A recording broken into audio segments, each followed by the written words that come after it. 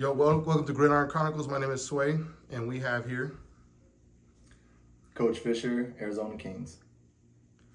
So, Coach Fischer, what's your history with any league, like any semi-pro leagues? How many teams have you coached and played for? So I only played for one team. I played for the Headhunters.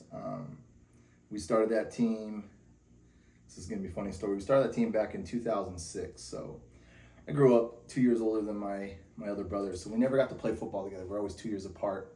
And he stumbled on the Headhunters. This is going back. Not the Headhunters. They were called the Surprise Falcons. And it was more like, surprise, we suck. Like, there was nobody out there. Like, there was no players, no coaches. And he kind of talked me into like, hey, come play with me since we never had a chance to play together. So I was kind of at the tail end of my football journey, playing days, and stumbled on that team. That team was just bad, just 0-10. I got on there late, so like the last 4 or 5 games of their season, I think we ended with like maybe 9 dudes left, and we were just getting pummeled. We played good until halftime, and then we'd just be done. But then once that season ended, the 2006 season ended, me, my brother, 2 other buddies decided, like, let's keep these core guys around. Let's start something, but let's keep that maroon color that the Surprise Falcons had. Let's keep that and then use that for what we want to build. And that's when we came up with, the hatchet with the blood on it, and we wanted to become Headhunters. And then, mind you, we all grew up playing in 90s football, 80s, 90s football. So this is back when, you could separate the man from the ball. There was no blindside hit rules. So we created the Headhunters from there. 2007 was their inaugural season. And I played, this was the end of my career. So I played 2006. And then my last year was 2010 as a player. Going way back.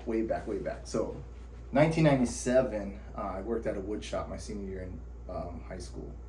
And the owner of the shop, we used to get this guy that delivered like lumber or lacquer or something like that. And he was telling our owner, like, hey, you got to come out and check out this semi-pro football.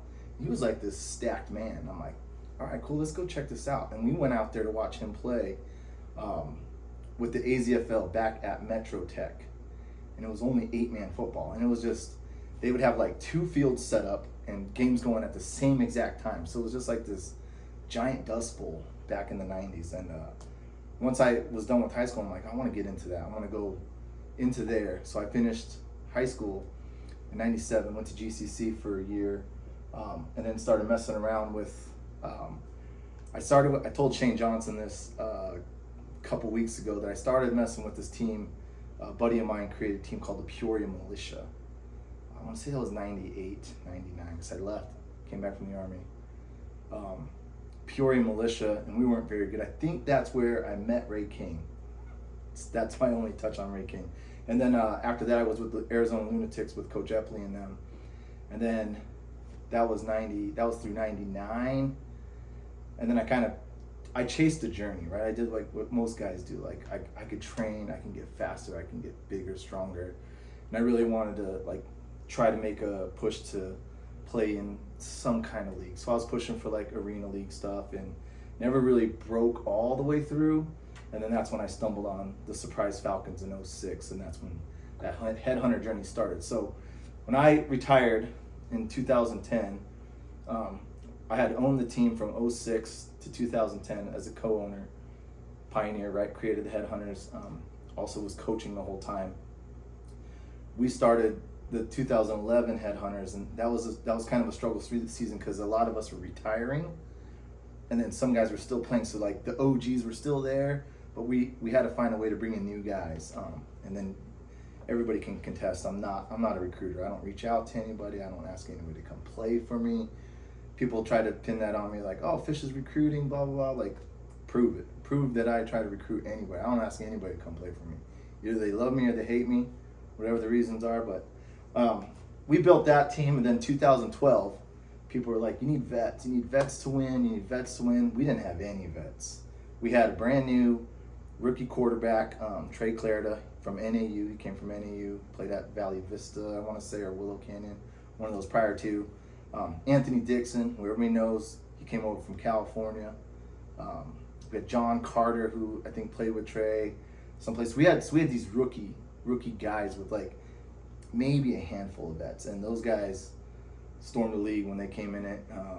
We won the league, won the championship there, and that was the first Headhunter championship. Then I think we lost in the semifinals next year. 2014, we lost to the Stampede in the championship. In 2015, we went undefeated, and that was the last year for the Headhunters for me. Now, when they gave the Headhunters up, Bubba Hintz was the owner at that time because we had given up ownership because we knew we were gone. So he wrote it out, and I know he kind of tried to run it as long as he could. Props to him for trying to keep that alive. But I don't know if you were around the COVID year 2020. Oh yeah, I wasn't around that time. So there was a game. We were scheduled to play the Headhunters, and this is going to be the Puddlegate game, right? So we were scheduled to play the Headhunters. The Lions were. We were undefeated at the time, and COVID was hitting hard, right? So everybody was kind of shutting down. But we still had a field available, and our owner, Ben Williams, had La Jolla ready to go. I think it was La Jolla. Yeah, La Jolla High School. There was no puddles. We had guys jump the fence, probably what they shouldn't have done, but they did. Check, there was no water. Headhunters didn't want to play. And I got pissed off. And I usually don't say a lot of shit on like social medias, Grid Zone, Red Zone, whatever it was. But I called them out. I'm like, these aren't Headhunters. The Headhunters would never back down from a fight. That's not what we created over there from the inception, right? And the reason I brought it up is because there was a year, I want to say it was 2009. We, you know how it goes in semi-pro, like toward the end of the season when you know you're out, guys stop showing up, you're not going to make the playoffs. We had to go down to Sierra Vista, which is another, and I'm probably going to be wrong, like another hour and a half outside of Tucson. We had to go down to Sierra Vista to play the Demons, the last game of the season. We went down there with 13 guys. When we got there, we had 2 guys get hurt. So we had 11 guys total. We had a kicker playing receiver. We had like a 5th string quarterback who didn't know left and right. We literally had to tape his wrist and put left, right, so he knew which way was going. We played the Demons. All they had to do was beat us. They beat us, and they're in the playoffs. We had no business being at that game. We could have just forfeited, saved our money, you know what I mean, not make that travel with 13 dudes, played with 11, end up beating the Demons 9-0. 9-0. And that was why I was pissed, because I'm like, the Headhunters would show up. The real Headhunters would figure out a way with whatever they got, show the fuck up, ball out, go home.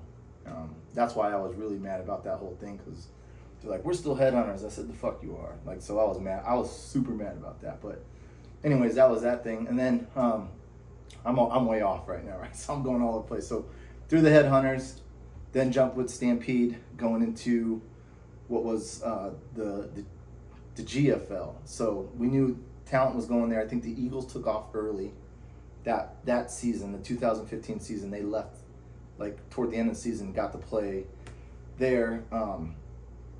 The guys that followed us from the Headhunters to the Stampede, we ended up having like Headhunters, what was remaining of the Stampede.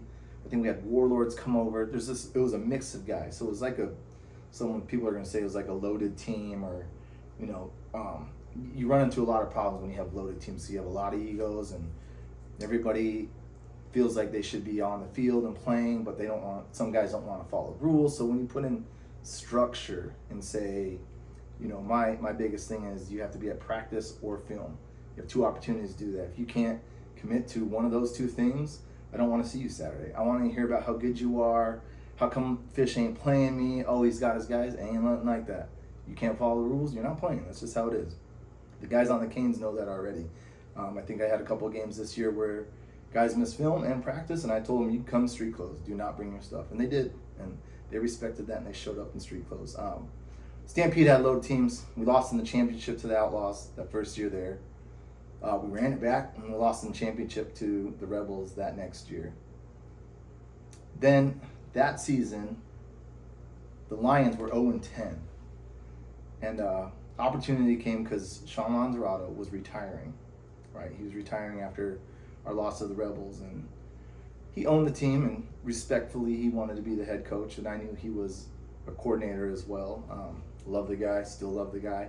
I knew he'd want to be the OC too, so at that time, I feel like my time was done. Whatever has been said, Sean and I know like that was it. Like he wanted to kind of keep me on in some kind of aspect, but we know in the interim it wasn't going to work. And Ben Williams presented me with the 0-10 Lions team, and he said, "Hey, why don't you come over here, help me out? Let's see what we can do." So in my brain, I'm like, this is headhunters all over again, right? Like, give me the 0-10 team, and let's see what we can create, what we can build.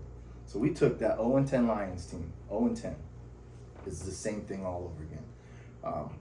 Had a pretty good following. So what happened with me was a lot of the guys that didn't play a ton on the Stampede, outside of like Anthony Dixon or Derek McClure, they went over to the Lions with me. I think I have a list of it somewhere, but it was a bunch of guys that didn't play a lot with the Stampede those last 2 years. We went over there, and probably the funnest season I ever had. We went 5-5. My worst season on record as a coach, but we went 5-5, and those guys just had a blast playing football. They loved it. They showed up. They loved each other, and for me, I was like, this is what I like. This is what I'm talking about. The very next year, we won the championship. People want to say put an asterisk by it, blah blah blah, because the Stampede were supposed to be the champions, whatever, because they were the champions the prior season. They didn't make it through their season. We did. That's just how it goes. Like, you got to make it to the end to say asterisk. So go ahead. Was it that same season that the Reapers fought the Stampede? That is that season. Yeah. And again, people are saying, "Oh, they voted us out of the league." I don't give a shit about any of that. My team made it to the end of the season. Those two teams didn't. So don't tell me about you got to put an asterisk. No, you got to make it through the fucking season. That's not my problem. My problem is the Lions. So we did what we had to do to win the championship, which is play football games, win football games. They didn't. And again, I love a lot of those guys. I love just a lot of the guys, period. But the Stampede guys, they're my dudes, man. Like a lot of those guys, Sean, D. Will, all those guys. I felt bad. I felt bad for a lot of them that their season ended, but don't put an asterisk by my ring. That we won that shit, period. We also beat them that season, so it doesn't matter. I know it's different in the playoffs, but that was it. Lions came to an end. The COVID season, talking about the Headhunters thing, that's how that season came to an end. I had planned on retiring after that year anyways. Retired, had a Lions ring, went and checked out the Lions versus Phantom week 1 at Yonkers High School. Just went there, repping the Lions, hold my ring high, wear my shirts, proud to be like retired Lion. And some things got said, and people kind of in my ear like, "Hey, come back and coach," blah blah blah. I'm like, I'm not coaching. Mikey Mack hit me up from the Phantom. I talked to Derek Stretch from the Phantom. He's like, "Hey, come over here. If you can come over here and help us, it'd be great." I really didn't want to jump back in because I was so late. I don't like showing up like middle of the season or when things could have been done. So I came in there trying to help out.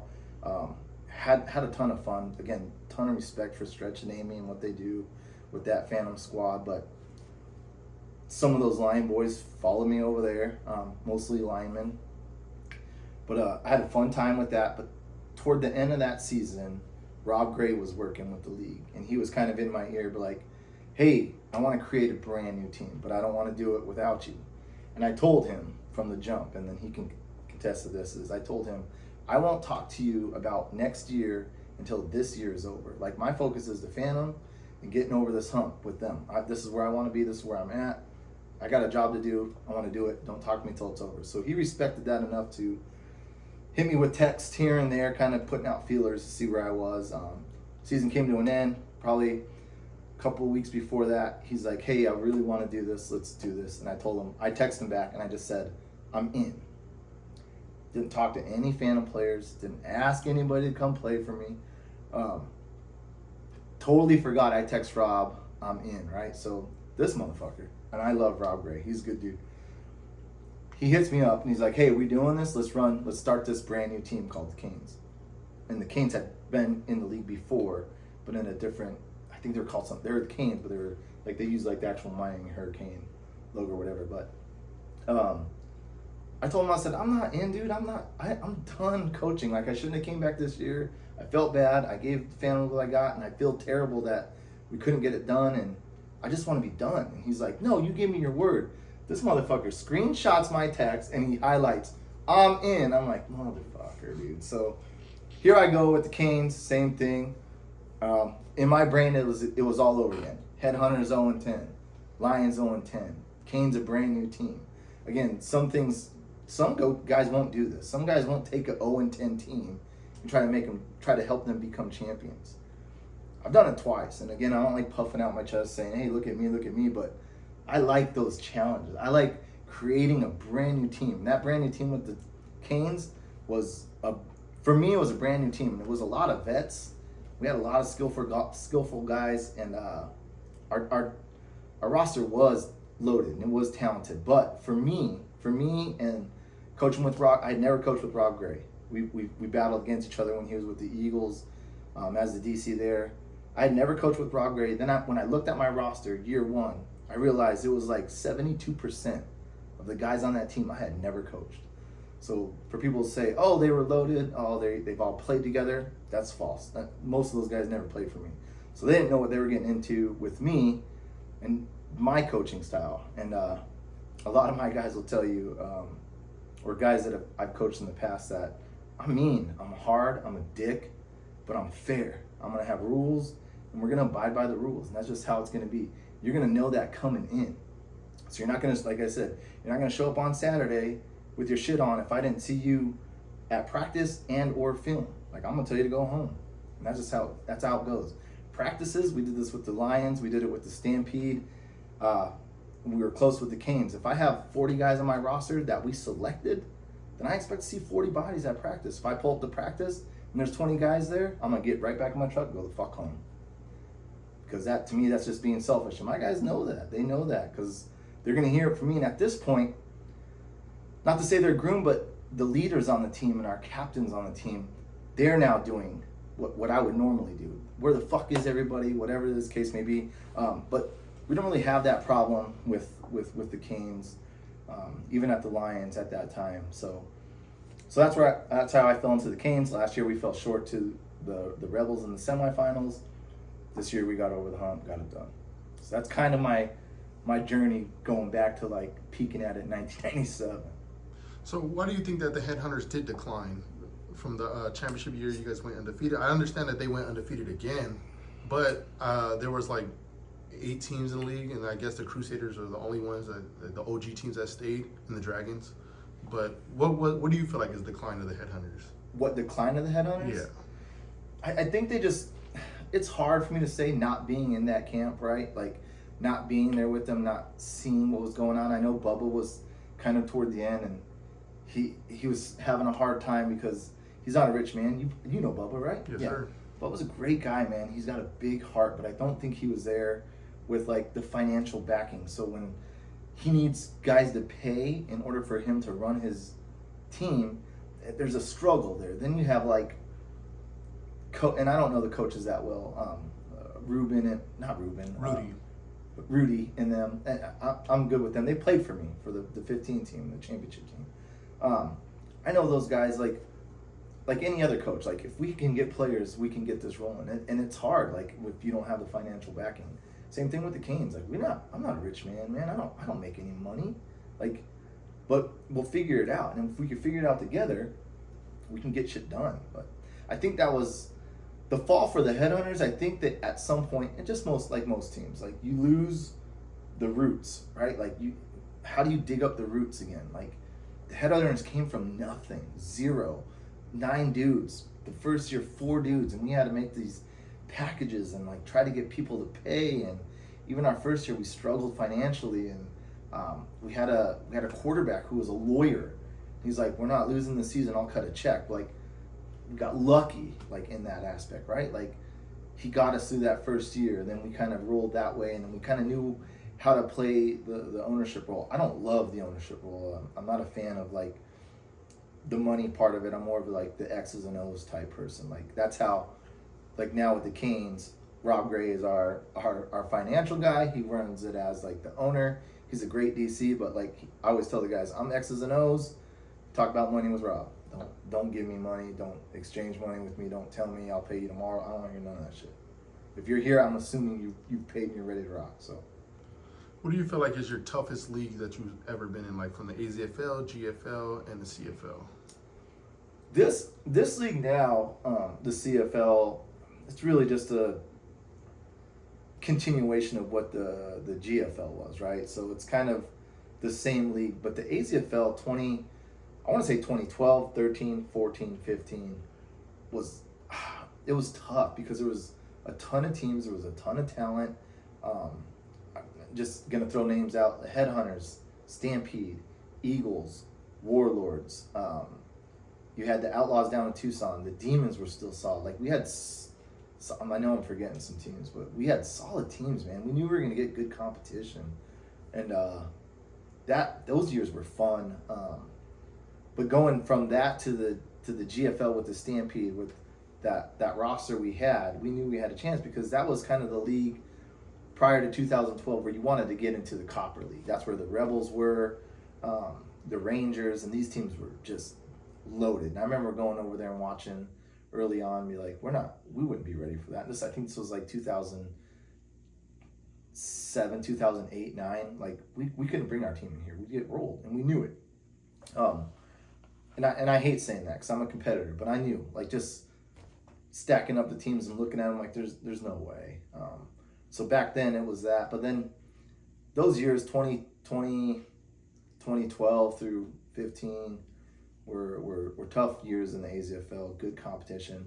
Then it was like a mass leaving. I think the Stampede, like the Warlords were gone. Say they were the Rebels now, and the Eagles were already there, and the Headhunters kind of dispersed most of their team, right? Like that next year, 2016, was probably a brand new look Headhunters, like just different faces everywhere, because a lot of those guys came with me and Coach Alcantar from the Headhunters to the Stampede and into that league. We went to that league. I think prior to that league, that year, the 2015 year for the GFL was like 4 or 5 teams, and the Outlaws were the thing, right? And they still are. Like the Outlaws are pioneers of semi-pro. Coach Polchin, the owner, Tyson Muse, all those guys over there, like they started semi-pro in my mind, and for them to have a team going for so long, it's just impressive. And then for me, as an OG headhunter, to see the Headhunters still going, like my heart is a headhunter, always, forever. I'm a headhunter for life.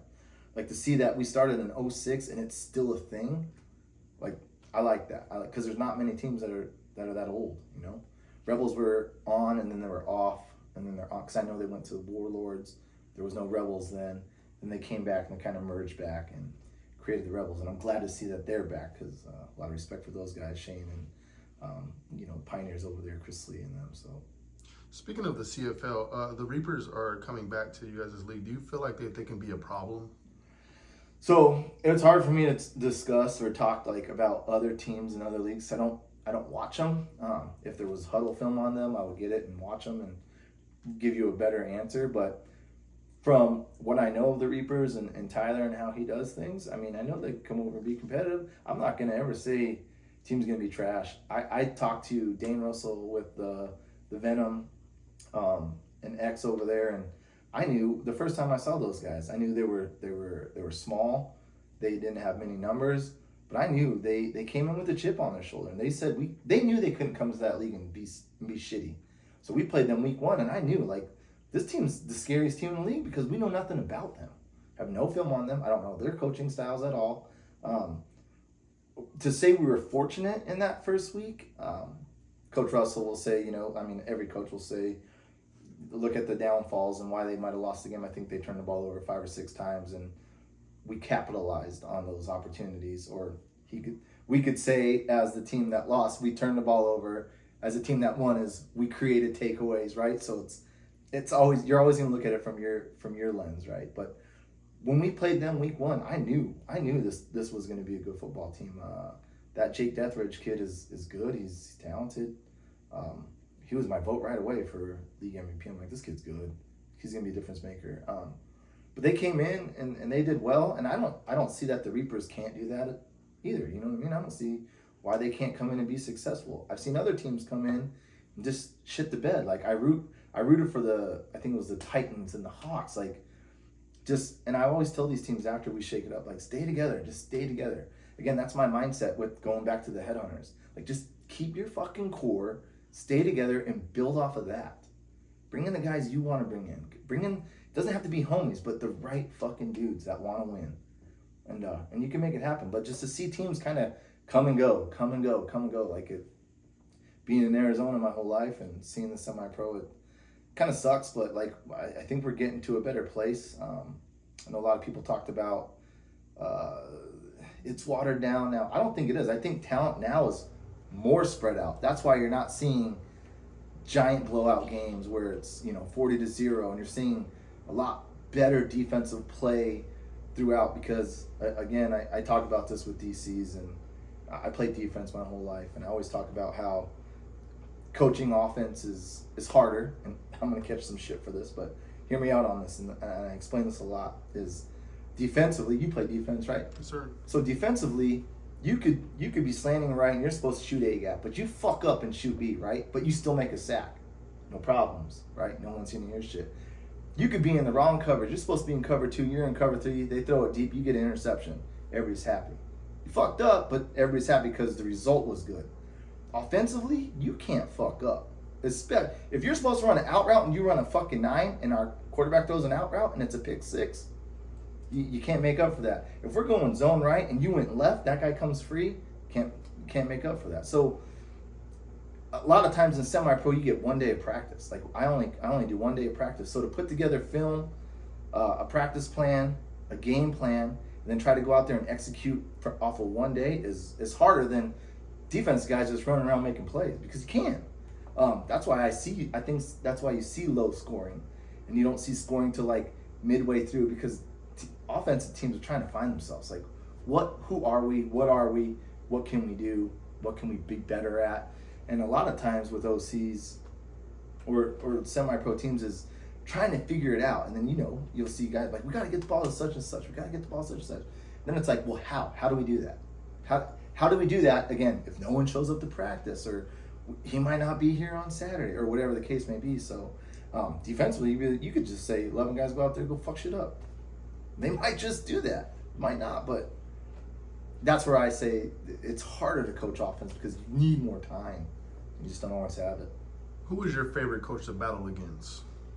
There's a lot, man. So the one I'm coaching with now was fun to battle against, Coach Gray. He likes to run this 3-3 stack defense, and he gave me different looks, different variations, different blitzes, stunts, coverages. He was fun to battle. Dustin King, when he was coaching at the Stampede, was fun to battle. D Will's fun to battle. They're all fun to battle, man. It's just chess matches. So a lot of these guys that you're coaching against now coach high school ball, coach semi-pro football, played. So there's knowledge. There's a ton of knowledge. So it's always fun to get in there. One of the ones I really like battling is the Phantoms. Mikey over there, because he's a referee. He's a really smart football player. So it's fun to get into those little chess matches where he'll make a play on defense and turn to me and then say some shit like, I'm too smart for you, or some shit.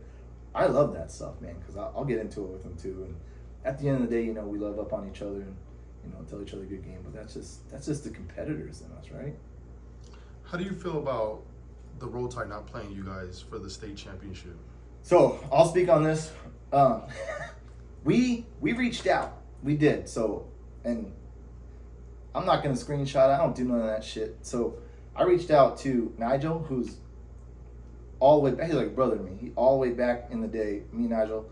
I reached out to Nigel. I added myself, my owner, Matt Archer, our owner. I added Bo Battle, their owner, and I sent a text and I said, hey, what do we gotta do to get this done? Okay.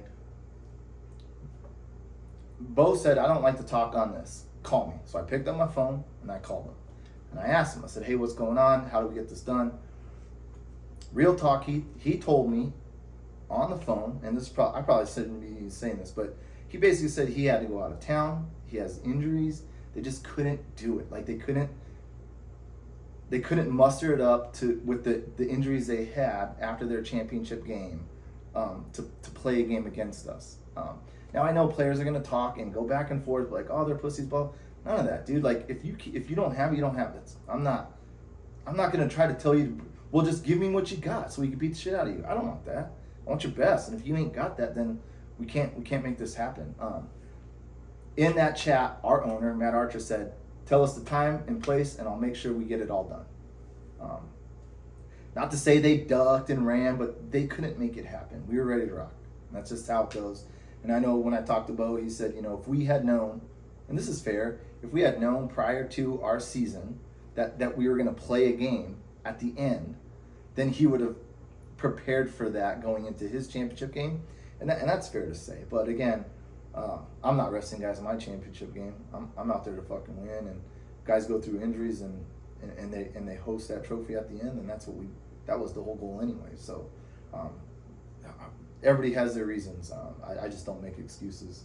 Again, going all the way back to the headhunters, right? Like that's just not me. You're not going to hear me say, if I can't do it, I wouldn't tell you I could. You know what I mean? So that's just how it works with me.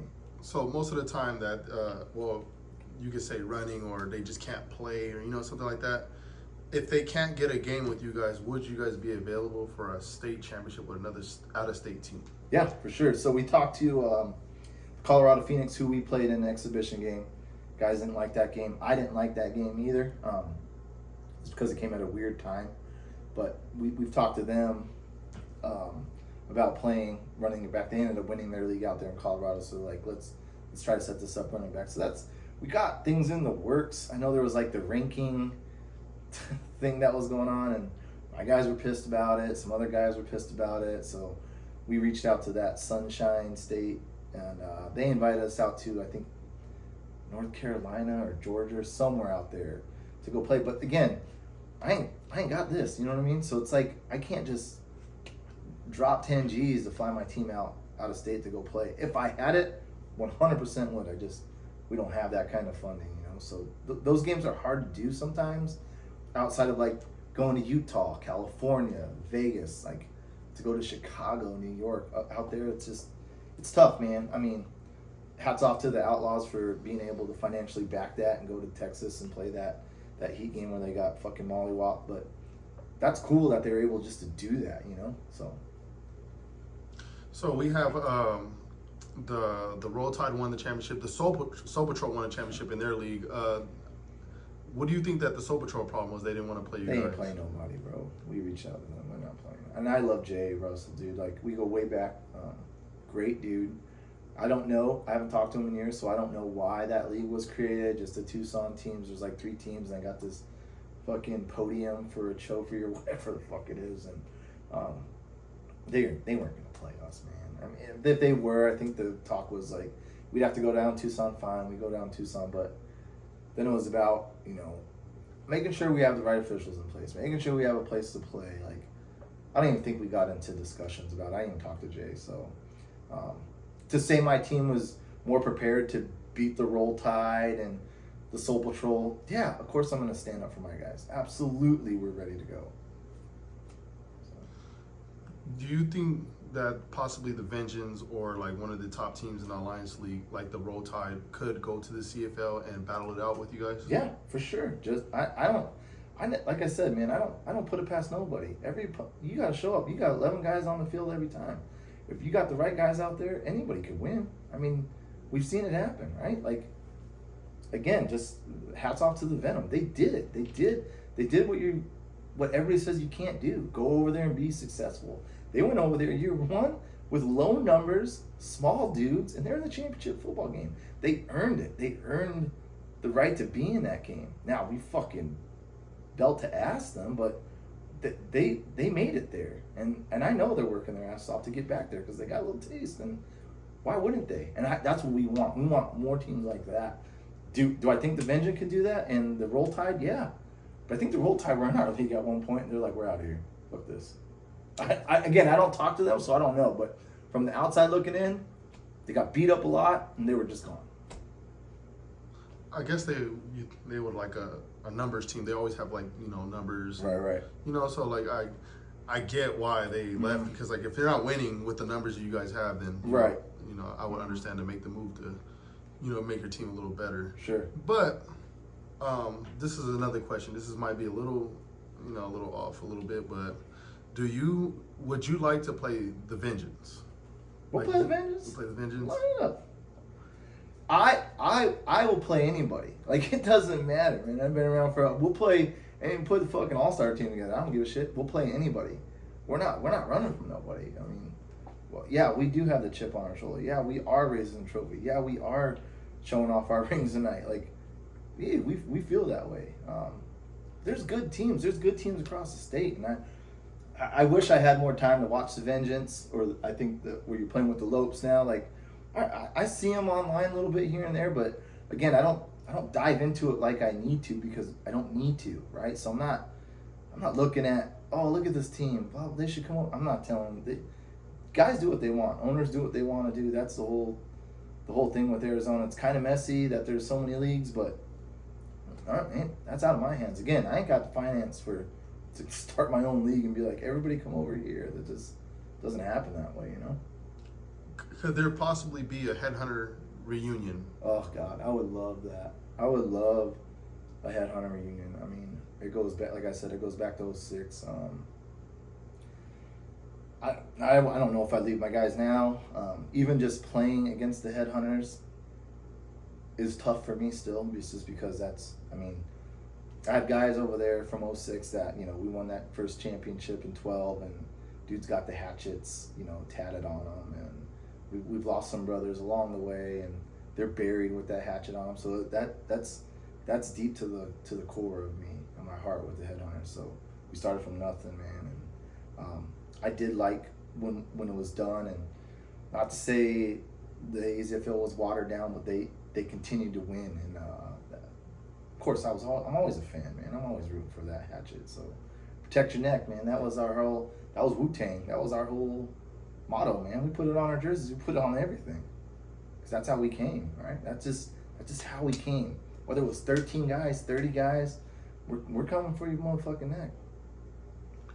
So, before we go, I would like to say I really appreciate you for coming. It really means a lot to me, that you because I watch you from afar, basically, and you're literally my favorite coach. I don't know, literally, I like the way you run programs, and when I hear about it, you're always serious about everything. You take everything serious, and some of these practices that I personally have been to, there's just 13 guys and they're playing catch.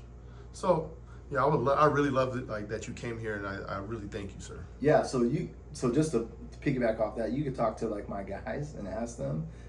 They'll probably comment on this thing, but a lot of times our practices on Thursday nights are more competitive than the games that we play, because we get after each other offensively, defensively. We don't have guys that play both ways. So the O-line and D-line are just battling, because they're going to have their individual drills. They're going to go into their group drills. We're going to go inside run, they're going to battle. We're going to go split time, they're going to battle. Then we go team and they battle. These guys get after it.